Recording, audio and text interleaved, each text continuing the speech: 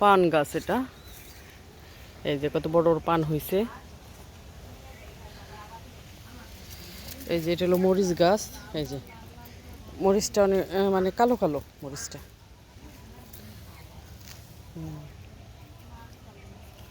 এই মরিচগুলো কিন্তু খেতে অনেক মজা। এগুলো আমার ভাবি লাগায়, সারা বছর তার আর কাঁচামরিচ কিনে খায় না। এই যে বরবটি, এই যে বরবটি কালকে অবশ্য পায়রা ফেলছে, কালকে ভাজি করছিল পেরে। এই যে এখানে দেখেন কি পরিমাণ মরিচ গাছ, এই যে মরিচ,